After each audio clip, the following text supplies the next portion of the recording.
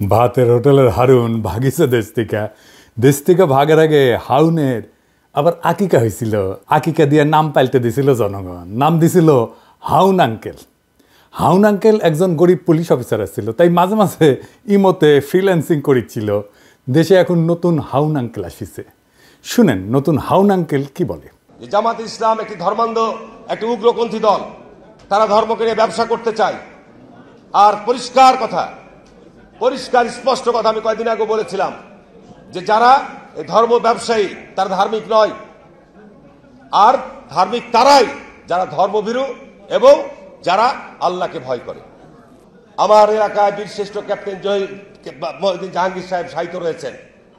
উনি রাজাকারদের দ্বারা নিহত হয়েছেন, পাকিস্তানি সেনাবাহিনীর দ্বারা নিহত হন নাই। শেখ মুজিব সাধারণ ক্ষমা ঘোষণা করেছিলেন, শেখ হাসিনা এসে বিচার শুরু করেছিলেন। আজকে তারা যেভাবে আস্ফলন করে বেড়াচ্ছে, আমি মনে করি যে যুদ্ধ অপরাধীদের বিচার কন্টিনিউ করা দরকার রয়েছে। সে বলিছে জামাত ধর্ম ব্যবসা করিচ্ছে, তাই না? হাসিনা মানবতা বিরোধী অপরাধ ট্রাইব্যুনাল করে জামাত নেতাদের বিচার করে ফাঁসি দিয়ে ঠিকই করেছে, আর জামাত ধর্ম ব্যবসা করে। হারুন ভাই হাঙ্গারের সাথে পলিটিক্স করিচ্ছিল রাজশাহীর। আমার চাইতে বড় নেতা ছিল, 3 বছরের বড়। ভাই কইয়াই ডাকতাম, যদিও খুব ঘনিষ্ঠতা ছিল না, কারণ উনি বিশ্ববিদ্যালয়ের আমি শহরে রাজশাহী বিশ্ববিদ্যালয়ের 2 জন নেতা শহরের নেতাদের সাথে কাজ করতেন। এক রাগিব হাসান মুন্না আর ছাত্রমৈত্রীর, আর ছাত্রদলের রিজভি ভাই। যাই হোক, হারুন ভাইরে আজ আমি খুব বেশি কিছু কমু না আগের সম্পর্কের খাতিরে। কিন্তু হারুন ভাই, আপনি যদি এরকম বেপরোয়া ইন্ডিয়ান লাইনের রাজনীতি চালায় যেতে থাকেন, প্রমিজ আপনারা আমি হাউন আঙ্কেল বানাই দেবো। কেন আপনি ইন্ডিয়ান লাইন পার্সু করিচ্ছেন এটা দেখে দেবো। আপনি কোন আক্কেলে মানবতা বিরোধী অপরাধের সাফাই গাইয়া এটারে চলমান রাখার প্রস্তাব রাখলেন? আপনার নেত্রী খালেদা জিয়া কি বলছিল তার একটা ভিডিও শুনি আগে, আপনারাই শোনাই, বোধহয় শুনেন নাই, শুনেন। 4 দলীয় জোটের নেতা তাদেরকে মিথ্যে মামলা দিয়ে মতিউর রহমান নিজামী, মুজাহিদি, সাইদি, দেলোয়ার হোসেন সাইদি, কামরুজ্জামান, কাদের মোল্লা, এদের সবাইকে তারা মিথ্যে মামলা দিয়ে গ্রেফতার করে রেখে দিয়েছে। এইবার আসেন তিনি নানা সময় কি বলছেন সেটা দেখি।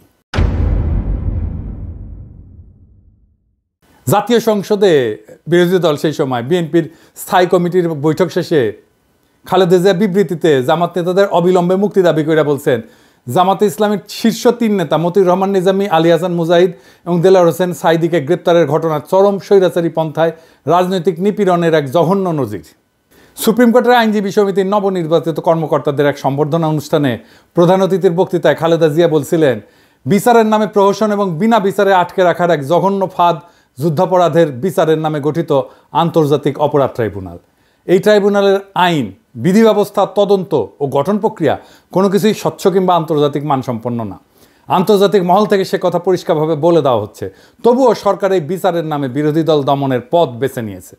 এমনকি নয়াপল্টনে বিএনপির কেন্দ্রীয় কার্যালয়ের সামনে 4 দলীয় জোটের সমাবেশে খালেদা জিয়া যুদ্ধাপরাধের বিচারের নামে প্রহসন চলছে বলে দাবি করছিলেন। যুদ্ধাপরাধের বিচারকে রাজনৈতিক উদ্দেশ্য প্রণোদিত প্রহসন ছাড়া কিছুই নয় বলে অভিযোগ করে খালেদা জিয়া বলছিলেন, প্রধানমন্ত্রী একসময় জামাতে ইসলামীকে পাশে বসায় রাজনীতি করছেন, তখন কোথায় ছিল যুদ্ধাপরাধ? জামাত তখন এত প্রিয় ছিল, আর এখন কেন এত খারাপ হইল? এক সময় তো একসঙ্গে নির্বাচনও করছেন। এখন যাদের যুদ্ধাপরাধের অভিযোগে বিচার করা হচ্ছে তাদের বিচার মানুষ মানে না। বিএনপির ক্ষেত্রে একই জিনিস চলে, জামাতের সাথে রাজনীতি করছেন, ঐক্য করছেন, নির্বাচন করছেন, সরকার গঠন করছেন, এখন জামাতে তো খারাপ হয়ে গেল। তো হারুন ভাই, আপনি খালেদার যে চাইতে বড় বিএনপি হয়েছেন। হ্যাঁ, 2018 সালের 900 ভোটের নির্বাচনে বগুড়া সদরের আসনটা ছাড়া, কারণ ওইখানে বগুড়া সদরে কারো কারচুপি করার ক্ষমতাই নাই, আওয়ামী লীগ চাইলেও পারত না কারচুপি করতে, তাই ওই সিটটা বাদ। ওই সিট বিএনপি পাবেই। বাকি সব আসন যেখানে জাতীয় ঐক্যফ্রন্টের ক্যান্ডিডেট জিতেছিল, তাদের সাথে ইন্ডিয়ার গভীর সম্পর্ক ছিল, তাদেরকে জিততে দিছিল। যেমন ধরেন সুলতান মোহাম্মদ মনসুর, উকিল সাত্তার জিতেছিল না, হারুনও জিতেছিল। আমরা জানতে চাই কেন হারুনের সিট হাসিনা ছেড়ে দিছিল। তো হারুন ভাই যে বলিছে যে জামাত ধর্ম ব্যবসা করে, এটা নিয়ে আলাপ করি। আসেন ধর্ম ব্যবসাকে ডিফাইন করে নি, কাকে বলে। ধর্ম ব্যবসা বলতে বোঝানো হয় এমন একটা অনৈতিক কর্মকাণ্ড যেখানে ধর্মীয় বিশ্বাস, আচার অনুষ্ঠান বা মানুষের ধর্মীয় অনুভূতিকে ব্যবহার করিয়া আর্থিক লাভ বা ব্যক্তিগত স্বার্থ হাসিল করা হয়। এটা শুরু হয় মধ্যযুগে। খ্রিস্ট ধর্মের বিভিন্ন ধর্মীয় প্রতিষ্ঠান 2 ভাবে এই ধর্ম ব্যবসা করত। যিশু যে ক্রুশে ক্রুশবিদ্ধ হয়েছিল, ওই ক্রুশের অংশকে বলা হয় রেলিক বা পবিত্র অবশেষ। এইটা বিক্রি বা প্রদর্শনের মাধ্যমে অর্থ সংগ্রহ করত চার্চ। আর 2 নম্বর হচ্ছে স্বর্গপ্রাপ্তির গ্যারান্টি বিক্রি করার ঘটনা। এইটা প্রধানত ক্যাথলিক চার্চের মাধ্যমে পরিচালিত হইতো। এইটা পরিচিত ছিল ইনডালজেন্স নামে। এমন একটা ধর্মীয় নীতি যেখানে পাপের শাস্তি কমানোর বা মাফ করার প্রতিশ্রুতি দিয়া চার্চ অর্থ গ্রহণ করত। এইখান থেকে ধর্ম ব্যবসা শব্দের উৎপত্তি। জামাত কি হারুনের কাছে কোনো ধর্মীয় পণ্য বেচেছে? হাসিনার গুণগান করতে করতেও কাইট হয়ে যাইতো হারুন। দেখেন উন্নয়নের প্রশংসা করতে করতে কাইট। আবার একবার চাঁপাইনবাবগঞ্জে কোন এক ট্রেনের উদ্বোধন করবার যায় নাকি হাসিনা হারুনের খোঁজ করেছিল, সেটা তো একেবারে কাইট হয়ে পড়েছিল। দেখেন, যাই হোক, আজকে হারুনরা আর কিছু কইলাম না, আর এক মাল দেখি। খালেদা জিয়ার উপদেষ্টা ফজলুর রহমান সাহেব, সাবেক ছাত্রলীগের সভাপতি, ওই যে কেন বিএনপি করে বুঝি না, ওই বিএনপির বসে রাজনীতি করেছে আওয়ামী লীগের। ওই খালেদা জিয়ার নাকি উপদেষ্টা। তো খালেদা জিয়া কি উপদেশ দেয়? এইটা সাহেব, ওই যে ওইটা দেখান না, শেখ মুজিব খুব খারাপ লোক কইয়া যে বাণী দিছে সেটা দেখান। এই দেশের সবচেয়ে খারাপ মানুষের নাম হলো শেখ মুজিবুর রহমান। 3 জানুয়ারি বঙ্গবন্ধু শেখ মুজিবুর রহমান 71 সনে রেসকোর্স ময়দানে মিটিং করে বলল, 6 দফার দাড়ি ক্ষমা সেমিকোলন বাদ দিয়ে যদি আমরা কেউ আপোষ করি, আপনারা আমাদেরকে জ্যান্ত কবর দিবেন। সে আপোষ না করে শেখ মুজিবুর রহমান খুব খারাপ কাম করছে। এই খারাপ কাজ করার কারণেই দেশটা মুক্তিযুদ্ধ পর্যন্ত পড়ছে। বঙ্গবন্ধু শেখ মুজিবুর রহমান 25শে মার্চ পর্যন্ত ইতিহাসের ক্যাপ্টেন। সে 1966 সন থেকে 1971 সন পর্যন্ত ইতিহাসের মুক্তিযুদ্ধের ক্যাপ্টেনের নাম হলো শেখ মুজিবুর রহমান। এখানে জিয়াউর রহমান একটা সেঞ্চুরি মারছে নতুন প্লেয়ার হিসাবে। আর যে পাকিস্তানি সুন্দর সুন্দর ছেলেরা আইসা আমাদের সুন্দরী মেয়েরা বিয়া করিয়া করাচি পিন্ডিতে নিয়ে যাইতো, আর আমরা মনে করতাম আমাদের বাগনা বাগনি গুলা খুব সুন্দর হয়েছে। এটা থেকে শেখ মুজিবুর রহমান আমাদেরকে বঞ্চিত করছে। খুব খারাপ মানুষ শেখ মুজিবুর রহমান। শুনলেন তো, এটা বিএনপির নেতা নাকি আওয়ামী লীগের নেতা? আরো শুনেন কি কয়। ছাত্রদের কোনো কন্ট্রিবিউশন ছিল না জুলাই আগস্ট বিপ্লবে, 90% বিএনপির কর্মী। জনতার সেই অবস্থার মধ্যে নিশ্চয়ই বৈষম্য বিরোধী ছাত্র আন্দোলন নামধারী নেতৃত্ব প্রকাশ্যে এবং গোপনে নেতৃত্বের ভূমিকা অবতীর্ণ হয়েছিল, কিন্তু সমস্ত জনগণের 95% ছিল জাতীয়তাবাদী শক্তির সমর্থক এবং বিএনপির নেতা কর্মী। আমি শুধু বলবো, উদাহরণ দেওয়ার জন্য, শুধু যাত্রাবাড়িতে থেকে দাউদকান্দি পর্যন্ত যে লক্ষ লক্ষ মানুষ ছিল, শেষ দিন যে 137 জন লোক জীবন দিয়েছে থানা দখল করতে গিয়ে যাত্রাবাড়ি, এরা কারা? এদের একজন কি ছাত্র ছিল? এদের একজন কি বৈষম্য বিরোধী ছাত্র আন্দোলনের নেতা ছিল, কর্মী ছিল? না, এদের প্রায় 99% লোক ছিল শহীদ জিয়ার আদর্শের কর্মী, খালেদা জিয়া এবং তারেক রহমানের কর্মী। কারণ হাইসেনি আসিচ্ছি, এই প্রসঙ্গে আসিচ্ছি। আপনার নেতা মির্জা ফখরুল কি কইছিল আন্দোলন সম্পর্কে? বিএনপি নাকি আন্দোলনে ছিল না। এই যে দেখেন, তার কথাই শুনেন। আন্দোলনের সঙ্গে শিক্ষার্থীরা সরাসরি জড়িত, আমরা এই আন্দোলনের সঙ্গে কখনোই সরাসরি জড়িত নই। 90% বিএনপি কর্মী হয়ে গেল। আর দেখেন, ছাত্রদের বিরুদ্ধে কি বিপুল ঘৃণা। সমন্বয়ক নামে 22-23 বছরের ছাত্ররা ডিসির সাথে মিটিং করতে যেতেছে, আর ওনার পুচ্ছে আগুন ধরে গেছে। শুনেন, এখন বাংলাদেশের সব দলের চেয়ে বড় দলের নাম হলো সমন্বয়কের দল। আমি কিশোরগঞ্জে গেছিলাম, যদি 4-5টা ছেলে হাতে ডায়েরি নিয়ে হাঁটে। আমি কেন আসছিলাম? ডিসি সাহেবের সঙ্গে মিটিং করতে আসছি। কোন ক্লাসে পড়ো? কলেজে ফার্স্ট ইয়ারে পড়ি, গুরুদয়াল কলেজে। এইভাবে 3টা জেনারেশন নষ্ট হয়ে যাচ্ছে বাংলাদেশের। কারণ সমন্বয়ক হইলে পরে ফার্স্ট ইয়ারে পড়েই ডিসি সাহেবের সাথে মিটিং করে প্রজেক্ট করা যায়। এইবার দেখেন নিজেই কি কইতেছে, যে ও নিজে, ফজলুর রহমান নিজে যখন ওই বয়সে ছিল, ওই বয়সে 32 জনের মারছে, যারে কইছে তারই মারছে, তার সাঙ্গপাঙ্গরা। যে শুনেন, আমরা ছোটখাটো মানুষ, কিন্তু আমি যে 23 বছরে যে পাওয়ার পাইছিলাম, এখন ইউনূস সাহেবের সেই পাওয়ার নাই। আমি আবারও বলছি, 23 বছর বয়সে আমার হাতে যে পাওয়ার ছিল মুক্তিযোদ্ধা কমান্ডার হিসাবে, আমি ইচ্ছা করলেই বলতে পারতাম, ও এরে ফেলায় দে। 16 ডিসেম্বরের আগে এ রাজাকার আমার বিরুদ্ধে যুদ্ধ করছে, ফেলায় দে। 15 জনকে গুলি করে আমার যে সৈনিকরা ছিল, মুক্তিযোদ্ধারা ছিল, ফেলায় দিয়েছে গাঙ্গের পারে। দেখেছেন মুরব্বী, আপনার কি আদৌ ডিসিদের সাথে মিটিং করে ছাত্রদের নিয়ে ইনকা বিষোদ্গার করা উচিত? ওরা বিরোচিত কাজ করেছে, দলে দলে কাতারে কাতারে জীবন দিয়া সারা দেশের মানুষের জায়গায় তুলছে, ঐক্যবদ্ধ করছে। আর আপনার এখন পৌরুষ জেগে উঠছে না, আপনি কইতেছেন কোনো কন্ট্রিবিউশন নাই। আপনি হুশে আছেন মুরব্বী, আপনি মুরব্বী মানুষ, বেশি কিছু কমু না। আপনারা করেছেন কি, ঈদের পরে আন্দোলন কইরা কইরা তো বছরের পর বছর পার করেছেন, এখন গলাত প্রচুর জোর এসেছে না। আপনাদের তো মির্জা আব্বাস কইছে 28 অক্টোবর প্রাণ ভয়ে প্রতিরোধ গড়ে তুলতে পারেন নাই, এখন পাঙ্খা গজাইছে, হিংসা হয় ছাত্রদের, আপনারা হাত মারিছেন, বুঝেছেন? 16 বছর ধরে হাত মারিছেন, ছাত্ররা পাইরা ফেলা গোয়া মেরে দিচ্ছে 3 সপ্তাহে হাসিনার। ফাল পাড়া বন্ধ করবেন, আবার ফাল পারবেন তো পাবলিকে কলে পাইরা ফেলবে, খুব খেয়াল। এইগুলা হইতেছে বাকশালী ডিম, বুঝছেন? বিএনপির বাসাত রাখিছে, বিএনপি তা দিচ্ছে এগুলাতে, এটা ফুটে বাকশালী চাও বাড়াবে।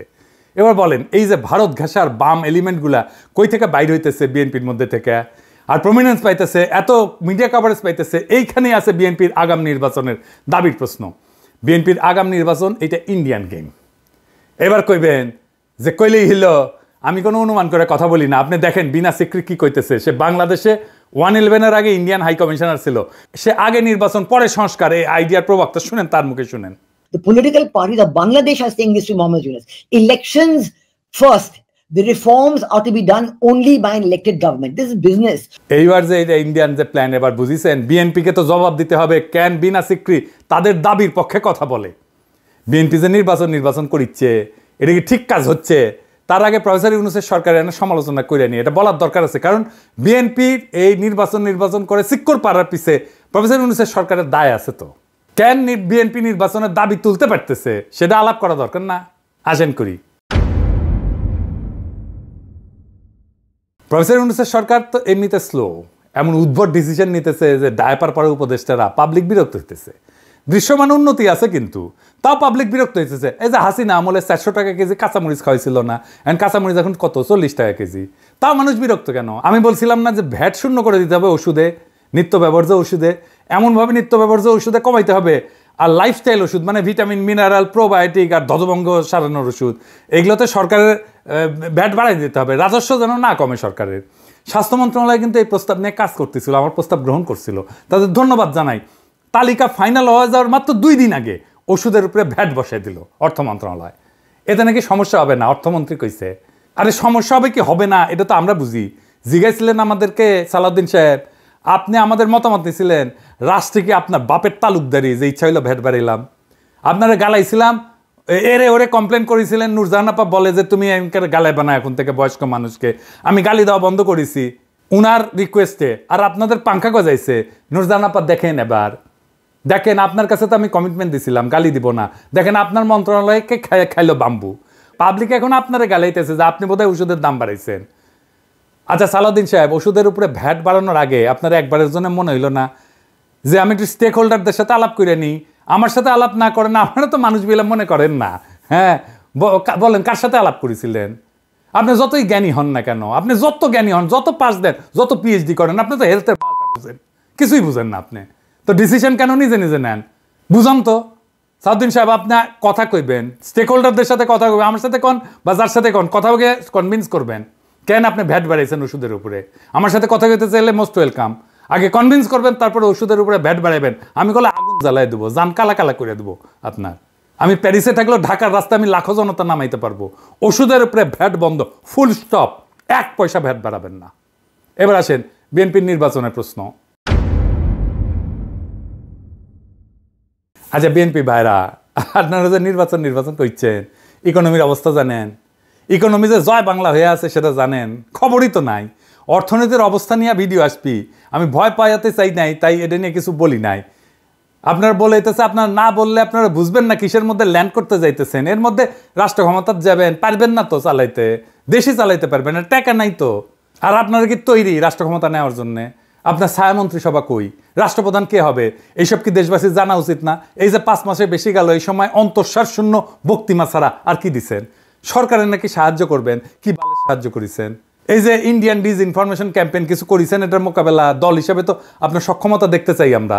আপনাদের তো খাইয়া ফেলবে ইন্ডিয়া। এখন ভাবিছেন ইন্ডিয়ার সাথে সিস্টেম করেছেন, ইন্ডিয়া ঝামেলা দিবে না। যেই মাত্র একটা স্বাধীন নীতির বাস্তবায়ন করতে যাবেন, তখন দেখবেন ওইসব প্রতিশ্রুতির চাঙ্গে তুইলা কোমর বেঁধে নামবে আপনার বিরুদ্ধে। এখন যদি মনে করেন আপনি ইন্ডিয়ার ইচ্ছা মতো চালাইয়া তার মন পাইবেন, পাবলিকে ছাড়বে, আপনাদেরকে ছাড়বে না। আপনাদের জনগণের শক্তির উপরে ভরসা করতে হবে। এই যে 31 দফা দিচ্ছেন পুরাই তো বুলশিট। একটা এক্সাম্পল দিই, হ্যাঁ, মনে কিছু কইলেন না, আপনাদের কইলে তো আবার মনে কিছু করেন। বিএনপির 31 দফার 25 আর 26 দফা আছে স্বাস্থ্য নিয়ে কথা। দেখি আমি পড়ে দেখি, স্বাস্থ্যকে সম্পদ হিসাবে বিবেচনা করে সবার জন্য স্বাস্থ্য এবং বিনা চিকিৎসায় কোনো মৃত্যু নয়, এই নীতির ভিত্তিতে যুক্তরাজ্যের আদলে সার্বজনীন করা হবে, মানে সার্বজনীন স্বাস্থ্যসেবা করা হবে। স্বাস্থ্যসেবা প্রবর্তন করে সবার জন্য স্বাস্থ্য কার্ড চালু করা হবে। জাতীয় বাজারে স্বাস্থ্য খাতে জিডিপির 5% অর্থ বরাদ্দ করা হবে। আপনার কি জানা আছে এনএইচএস এর যুক্তরাষ্ট্রের মডেলটা কি? এটা বাংলাদেশের জন্য আসলে উপযুক্ত কি না? আপনার কোনো ক্রিটিক্যাল সেন্স আছে? আসেন এটা বুঝে দেখি। এনএইচএস এর মডেল বাংলাদেশে চলবে না। এর কারণগুলো হইল, একটা হচ্ছে অর্থনৈতিক সীমাবদ্ধতা। এনএইচএস এর মডেলটি এটা অর্থায়ন করার জন্য একটা শক্তিশালী এবং ধারাবাহিক রাজস্ব ব্যবস্থা প্রয়োজন। থার্ড ওয়ার্ল্ডের দেশগুলোতে কর আদায়ের হার খুব কম এবং অর্থনৈতিক অবকাঠামো খুব দুর্বল, ফলে এটা সম্পূর্ণরূপে সরকারি স্বাস্থ্যসেবা চালু করার জন্য যে অর্থ দরকার তা সরবরাহ করা সম্ভব না। জিডিপির 5% বরাদ্দ করবেন। ইউকের কত পার্সেন্ট আছে জিডিপির আপনি জানেন? প্রায় 12% জিডিপির। তা আপনি কেমনি করবেন? বললেই হইলো। আপনি ওইদিকে বলতেছেন 5% আর বলতেছেন ইউকের মতো করবেন। বা আপনার কাপড় এতটুকু, আপনি সামনে ডাকবেন না পিছের ফুটা ডাকবেন সেটাই তো ঠিক করতে পারেননি। আপনি তো সামনে ডাকলে পিছের ফাঁকা হয়ে থাকবে। এনএইচএস এর পরিচালনার জন্য একটা দক্ষ প্রশাসনিক কাঠামো দরকার। এটা বাংলাদেশের আছে? ইনস্টিটিউশনাল কোনো স্ট্রেংথ আছে বাংলাদেশের? কেন্দ্রীয়ভাবে স্বাস্থ্যসেবা পরিচালনার জন্য যে ধরনের দক্ষতা দরকার সেটা তো বাংলাদেশের নাই। এবং আমাদের স্বাস্থ্যের যে প্রায়োরিটি এবং রোগের প্রকৃতি এবং প্রায়োরিটি একরকম না। এনএইচএস এখানে নন কমিউনিকেবল ডিজিজ যেমন ডায়াবেটিস, ক্যান্সার এগুলোকে প্রাধান্য দেয় সিস্টেমটা বানানো হয়েছে। আর আমাদের মতো দেশে এটা কমিউনিকেবল ডিজিজ, সংক্রামক রোগ এগুলো বেশি। ডেঙ্গু, ম্যালেরিয়া, অপুষ্টি, ডায়রিয়া, টাইফয়েড এগুলো বড় সমস্যা। আপনি যে বলেছেন সবার জন্য স্বাস্থ্য, ওইটা primary health care. Primary health care NHS এর প্রায়োরিটি না। তো দুইটা একই সাথে করবেন, আবার বাজেট দেবেন 5%, কেমনে করবেন? পারবেনই না। আপনার 5 লাইনের একটা হেলথ স্ট্র্যাটেজি করতে গেলে পুরাই ভুল করেন, তো রাষ্ট্র চালাইবেন কেমনে? আমরা অনেকে বলে যে আমি কেন বিএনপির সমালোচনা করি, কেন জামাতের সমালোচনা করি না। আরে বাবা, এই কথা আওয়ামী লীগেররা বলতো হাসিনার আমলে, কেন বিএনপির সমালোচনা করি না, আওয়ামী লীগের সমালোচনা করি। আমি সেই সময় কইছি বিএনপি ক্ষমতায় আসুক, আমি ঠিকই সমালোচনা করব। জামাত তো ক্ষমতায় আসিচ্ছে না, তো আমার সমালোচনা করার দরকার কি? ও তো রাষ্ট্র ক্ষমতায় বসিচ্ছে না। কিছু মানুষ আছে যারা সবসময় সরকারি দল করে, আর আমি সবসময় বিরোধী দল করব। কারণ রাজনৈতিক দলগুলো কখনোই জনগণের স্বার্থ রক্ষা করে না, আপনারাও করবেন না। আমাকে তো আমার জনগণের পক্ষে থাকতে হবে। আপনার নেতারা ইন্ডিয়ান ন্যারেটিভ বলতে থাকবে, মুজিব বন্দনা করতে থাকবে, 72-এর সংবিধান করতে কান্দে বুক বাসাবে, আর আমাকে জিন্দাবাদ দিতে হবে আপনাদের নামে। এই আবদার কেন? আমি কি আপনাদের চাকরি করি নাকি আপনাদের দল করি? হাসিনার বিরুদ্ধে অ্যাক্টিভিজমে মিত্র আছিলেন, আমার অনেক অ্যাক্টিভিজম আপনার পক্ষে গেছে, তাই বলে তো এটা মনে করা ঠিক না যে আমি আপনাদের দল করি। সরকার গঠন করতে না করতে দলের সমালোচনা সহ্য করতে পারতেছেন না, তো সরকার করলে কি করবেন? স্যাম্পল তো এখনই দেখাইতেছেন, তাই না? যাই হোক, আপনাদের জন্য আগামী দিনের একটা বার্তা দিই, সেটা মন দিয়ে শুনেন ভাইরা। বাংলাদেশের অসংখ্য সমস্যা, তার কোনো কুইক ফিক্স নাই। আপনার হাতে কোনো ম্যাজিক নাই, প্রফেসর ইউনূসের হাতেও কোনো ম্যাজিক নাই। আপনি ক্ষমতায় যাবেন আর অজনপ্রিয় হবেনই। জান লড়াই দিয়ে কাজ করলেও অজনপ্রিয় হবেন। প্রফেসর ইউনূসের সরকারি কি প্রমাণ না? কি বিশাল জনপ্রিয়তা নিয়ে একটা জাতীয় ঐক্যের মধ্যে দিয়ে ক্ষমতা নিল, আর বেড়াচেরা করে ফেললো কয়েক মাসের মধ্যেই। কেউ তো করাপশন করেনি, তারপরেও বেড়াচেরা করে ফেললো। কোনো করাপশনের অভিযোগ নাই। ইন্ডিয়া আপনাদেরকে দাঁড়াইতেই দেবে না রাষ্ট্র হিসাবে, এটাই ভারতের বাংলাদেশ নীতি। বাংলাদেশে ক্ষমতাবানরা তখনই জনপ্রিয় থাকতে পারবেন যখন আপনি ক্ষমতায় থেকেও সাধারণ নিম্নবিত্তের জীবন জড়াই ধরতে পারবেন, ওটা কাটাইতে পারবেন, সাধারণ মানুষের মধ্যে থাকবেন, সাধারণ মানুষের সাথে মিশবেন, খুব সাধারণ খাবেন, সাধারণ কাপড় পরবেন, আমজনতার সাথে মিশে যেতে পারবেন, তখনই আপনি জনপ্রিয় হবেন। আপনি যেটা পারবেন না, আপনি তো প্যাপু বাসি বাজায় গাড়ি নিয়ে যাবেন, গাড়ি ছাড়া চলবে না, পিছে গার্ড থাকবে, মন্ত্রীর বাসা ছাড়া থাকতে পারবেন না। তাই আপনাদের ব্যাপক একটা ইউনিটির মধ্যে দিয়ে যাইতে হবে, আর ভরসা করতে হবে বাংলাদেশের জনগণের উপরে। ইউটিউবারদের উপরে চড়া হয়ে লাভ নাই।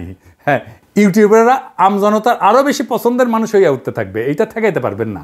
হুদাই ট্রাই করেন না। আপনার দলের বাম, আওয়ামী লীগ আর 72-এর সংবিধান আর ইন্ডিয়া প্রেমীদের ঠেকান। আপনাদের সাথে সম্পর্ক তাইলে রচিত হবে। আমরা তো জনগণের পক্ষ ছাড়বো না। আমরা এমপি মন্ত্রীও হইতে যাইতেছি না, আপনার ক্ষমতার স্টেকও নিতে যাইতেছি না। জনগণের কথা আমরা বলতেই থাকবো, আমরা জনগণের কণ্ঠস্বর হইয়া থাকবো। তারপরে একদিন দেখবেন এই জনতা আবার জাগিছে, আর সেই নবজাগ্রত জনতার পিছে পিছে আছে এই 2 পয়সার ইউটিউবাররা। এই জিনিস যদি দেখতে না চান, তার বদলে আপনারা জায়গা ওঠেন, জনতার শক্তিকে ধারণ করেন, জনতার আকাঙ্ক্ষাকে ধারণ করেন, দেশ এবং জাতি উপকৃত হবে। ইনকিলাব জিন্দাবাদ।